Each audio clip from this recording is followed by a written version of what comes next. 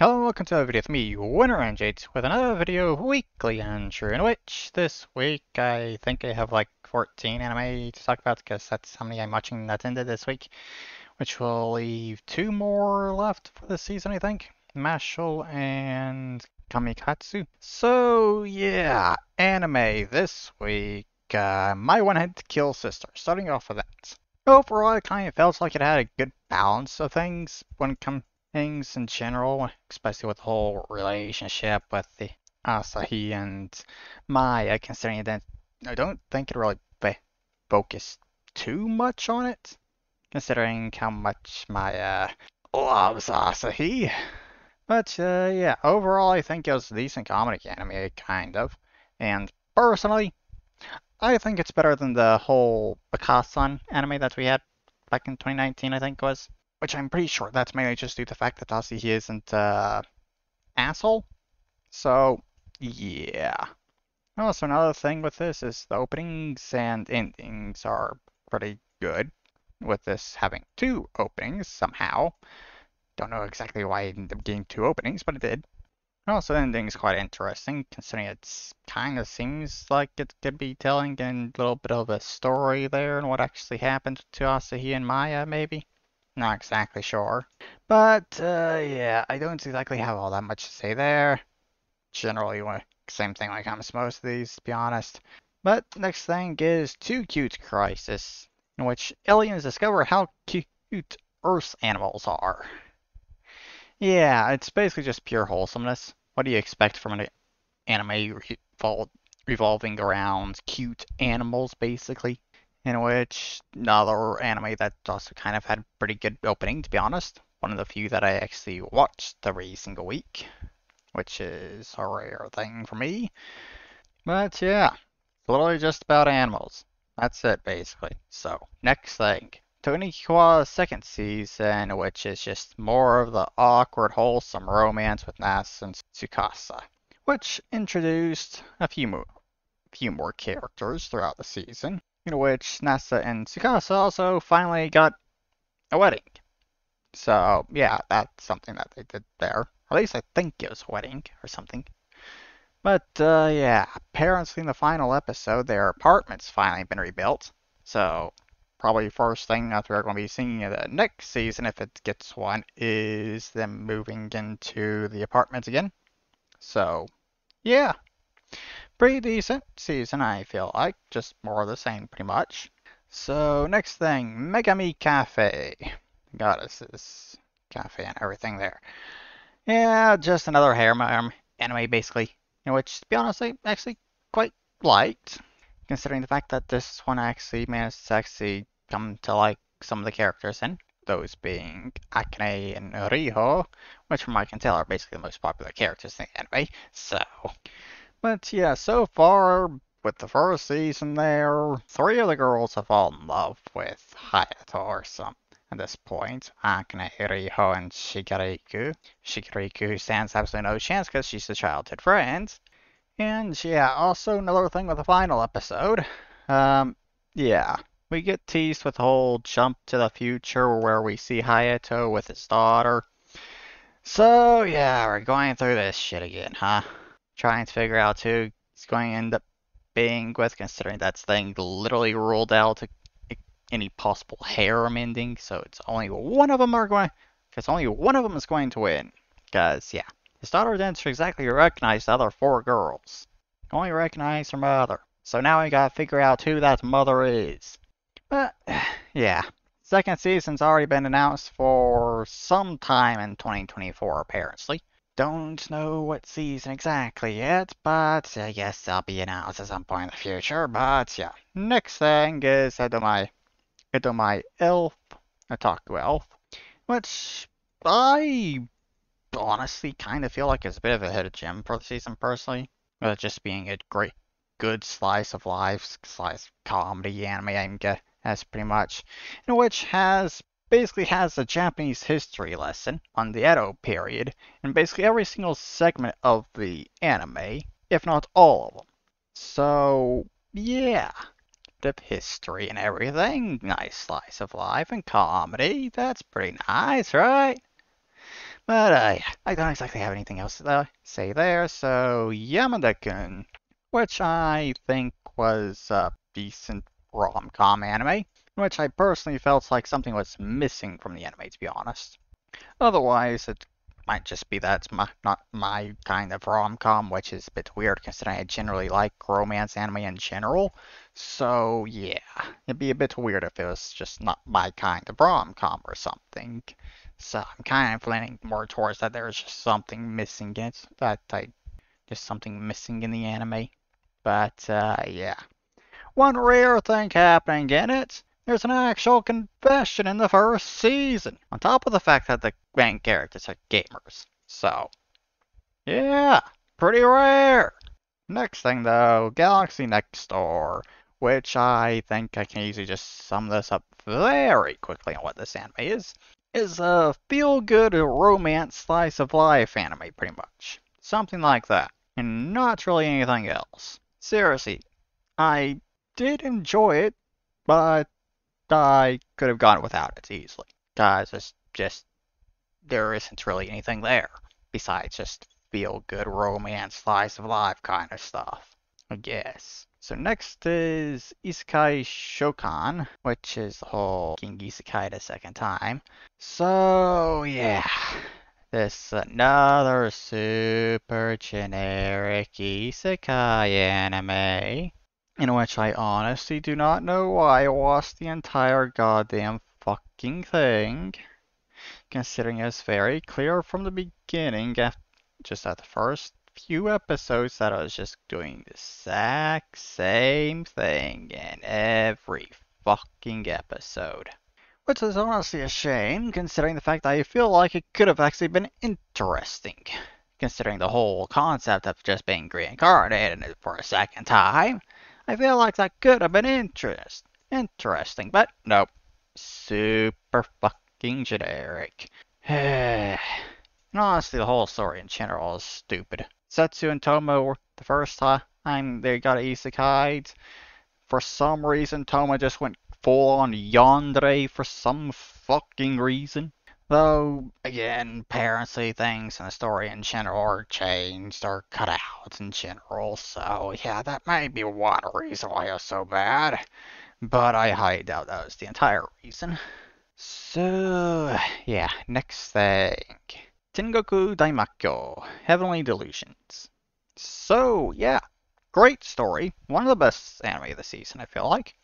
In which the whole theory I had towards the beginning about man-eaters and children and stuff, I think were correct, at the very least. It currently looks like it, though, considering it hasn't exactly been confirmed, but it's basically been confirmed, I feel like. I also think I can basically say the same thing when it comes to Maru, the whole theory I had with that. Though there was that whole twist there with the clone, so yeah. Which one is Maru? I'd have to take a guess that he's the real one. So yeah. It also leaves you off. Final episode there just leaves you off with a fucking cliffhanger Tokyo. Seriously, fuck you with that. Exactly what happens there? Don't know. But yeah, Robin deserves to die. Personally, I kind of think he should live a life of torture, but I don't think that's exactly possible in that world there, considering the whole situation and stuff. So yeah, I guess we just gotta settle with him dying. In which, yeah, I don't think that's gonna be happening anytime soon, because fucking plot. But he definitely deserves to die. But yeah, second season for this. It's not been announced. But I think that's mainly just due to the fact that I don't think there's actually enough content in the story left right now for a second season, so I'd guess that we're probably going to get a second season at some point, whenever there's actually enough content to make a second season.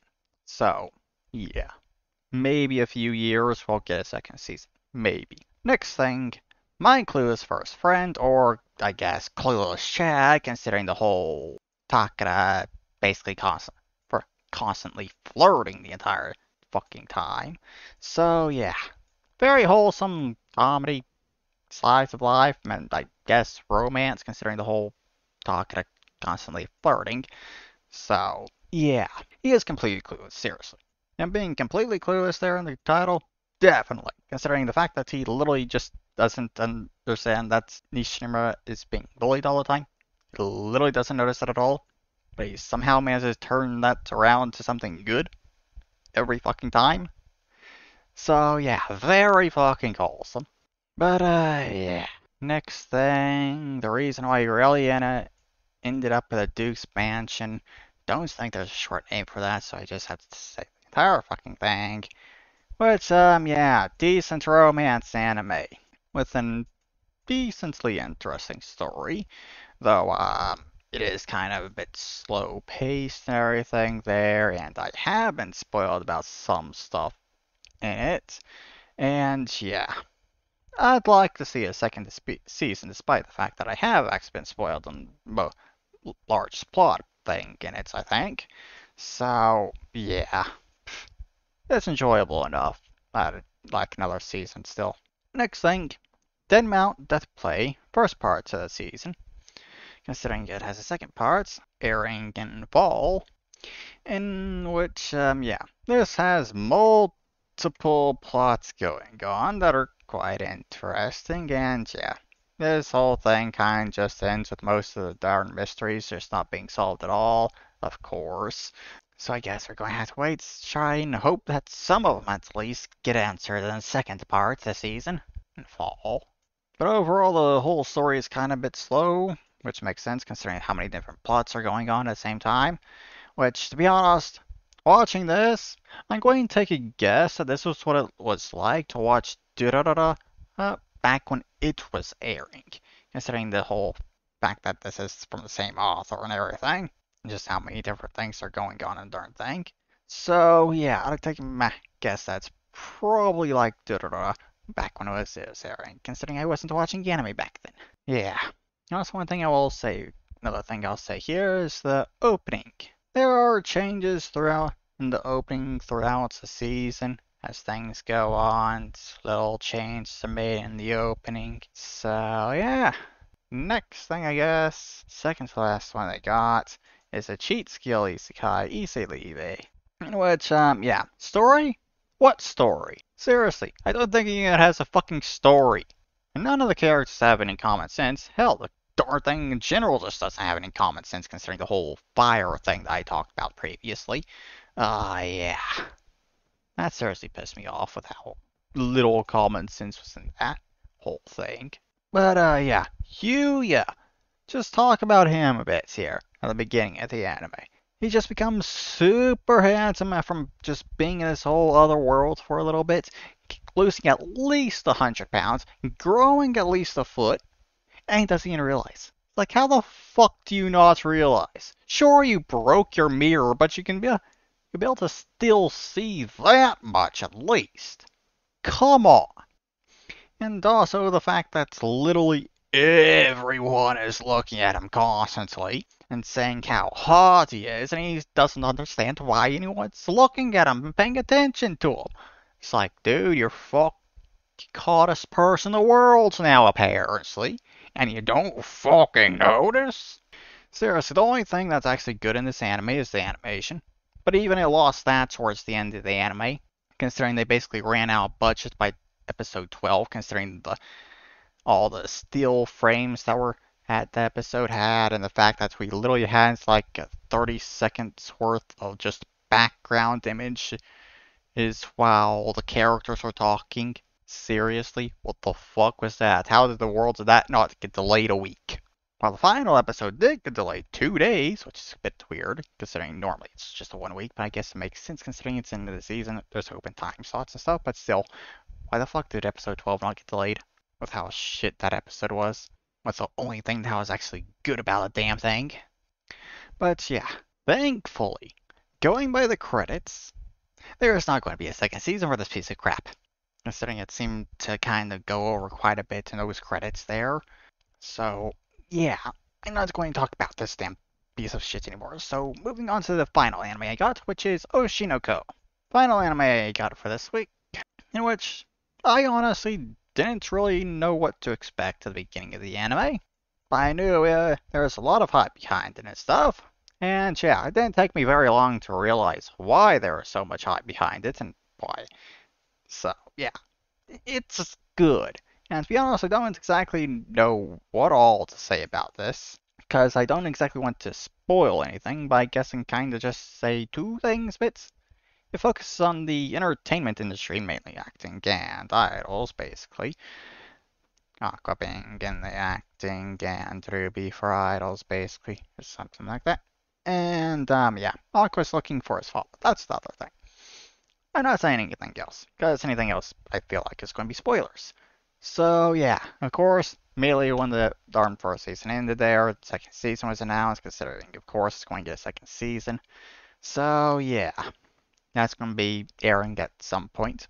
Yeah, I don't even think it's even gotten a year announced that's going to be airing, so yeah, it's going to be airing at some point in the future. Don't know when, not even what year, but it's going to air at some point. So yeah, at least we have a second season to look forward to. But yeah, that's all the anime for this week done. Only got two things set for next week that are airing this season. I'm watching, so yeah. Next season's anime. What I'm watching for anime I'm watching for the next season. Kind of just show off that stuff there. In which this season I've actually managed to reduce how much anime I'm watching, considering I think this season I had like 30 anime I was watching. And this season I only got around 20, so I finally managed to reduce it after going multiple seasons of increasing how much I was watching each season. So yeah, finally managed to get myself to cut back on that.